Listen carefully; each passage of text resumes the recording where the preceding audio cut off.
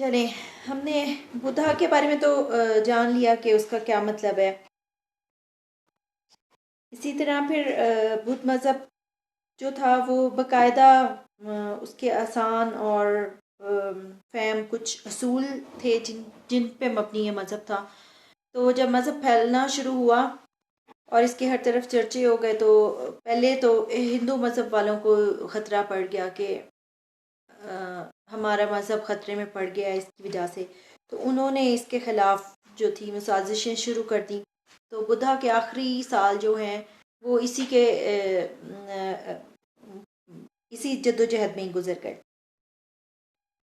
इस दौरान जो है बुद्धा के जो वालिद थे, राजा जो थे, उन्होंने भी बुद्धा को कहा कि तुम वापस आ जाओ और एक राजा के तौर पे जो है तुम इस चीज़ को ज़्यादा अच्छी तरह कर सकते हो, अपने पैगाम को लोगों तक पहुंचा सकते हो। लेकिन उन्होंने इससे भी इनकार कर दिया और 80 साल की उम्र में जो है उनकी डेथ हुई। जब वक्त करीब आया तो उन्होंने अपने पैरोकारों को कहा कि मुझे पीपल के दरख्त के नीचे लेटाओ और लोगों को जमा करो। जब सब जमा हो गए तो उन्होंने अपना आखिरी खुतबा जो है अपनी आखिरी तालीमात जो थी वो लोगों लोगों को पहुंचाई और ये काम जो है अपने पैरोकारों के ज़िम्मे लगाया कि वो इनके मज़हब को मज़ीद आगे तक पहुंचाएं।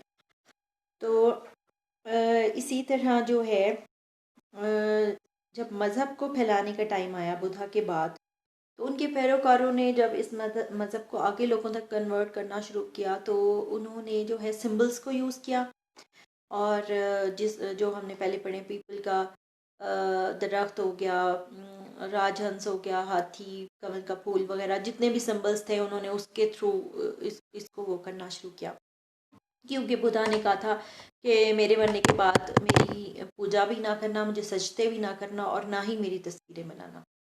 तो इस वजह से जो है सिंबल के तौर पे यूज़ किया गया। लेकिन जब ये मज़हब बादशाहों तक या शाही महलात तक पहुंचा और रियासती मज़हब का इसको दर्जा हासिल हुआ, तो फिर बादशाहों ने और राजाओं ने जो है इसको आगे पहुंचाने के लिए जो है और अपनी शान और शौकत दिखाने के लिए उन्होंने बड़ी बड़ी इमारतें भी तामीर की, स्तूपास बनाए और क्या कहते हैं मुजस्मा साजी भी करवाई और पेंटिंग्स यानी दीवारी तस्वीरों के ज़रिए भी उन्होंने बुद्धा के पैगाम को आगे जो है वो फैलाना शुरू कर दिया। तो ये बुद्ध मज़हब जो है इसका जो आर्ट है वो दो हिस्सों में कन्वर्ट हो जाता है, आगे जाके दो हिस्सों पर मबनी है। एक तो गंधारा आर्ट जो कि मुजस्मा साजी पे मुश्तमिल है। इसमें ज़्यादातर मुजस्मे बनाए गए बुद्धा के और इसके अलावा जो है रिलीफ्स वर्क किया गया जिसमें कहानियाँ बनाई गई। और दूसरा इसका हिस्सा जो है वो अजंता केव्स के अंदर जो है तस्वीर की सूरत में नज़र आता है।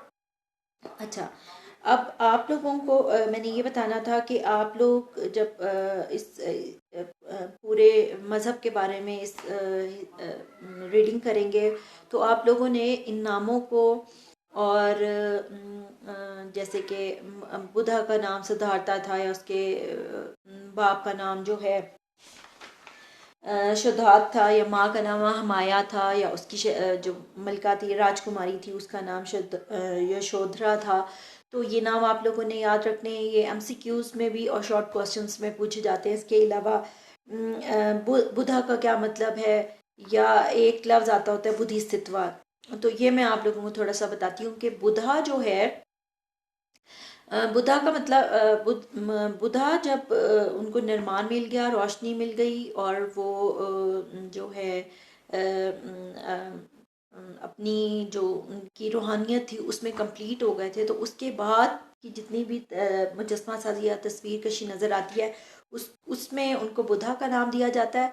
और उससे पहले यानी जब वो शहजादे थे और पैदाइश के टाइम, बचपन में, बड़े होके और ज्वेलरी और उनके जो ख़ास फीचर्स हैं उनके साथ उनको शहजादे के रूप में बनाया जाता है, तो उसको बुद्धिस्त्वा कहते हैं। ठीक है, बुद्धिस्त्वा का मतलब है कि निर्माण मिलने से पहले की हालत और बुद्धा का मतलब है रूहानियत मिलने के बाद। तो अब इसके अलावा जो क्वेश्चन आ सकता है वो आ सकता है कि उनके मज़हब का पैगाम क्या था। या किन असूलों पर मबनी था, तो वो भी यहाँ पे सारा मैंने आपको एक्सप्लेन कर दिया। अच्छा, और गंधारा के बारे में कि ये गंधारा कहाँ से आ गया, मतलब ये गंधारा आर्ट कहाँ से आ गया बुद्ध आर्ट की बजाय, तो ये मैं आप लोगों को नेक्स्ट उसमें गंधारा के बारे में, गंधारा आर्ट के बारे में तो नेक्स्ट लेक्चर में पढ़ाऊंगी। लेकिन थोड़ा सा मैं आपको बता दूं कि ये बुद्ध मज़हब शुरू तो हुआ था नेपाल की एक रियासत कपिलवस्तु से, तो वो वहीं पे पैदा हुए और वहीं पे इन्होंने ये इसका आगाज़ किया था। लेकिन जब ये मज़हब फैलना शुरू हुआ तो ये नेपाल से आगे भूटान हो गया, चाइना, जापान और भारत के जो इलाके हैं बर्मा वगैरह, वहाँ से होते होते ये हमारे पाकिस्तान का जो इलाका गंधारा है वहाँ तक आया।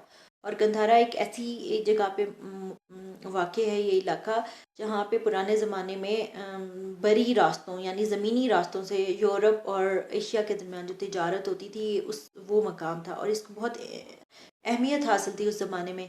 तो यूनानियों ने, ईरानियों ने, और क्या कहते हैं इधर से जो है अशोका बादशाह जो था बड़ा मशहूर, वो मोरियंस डायनेस्टी से बिलोंग करता था।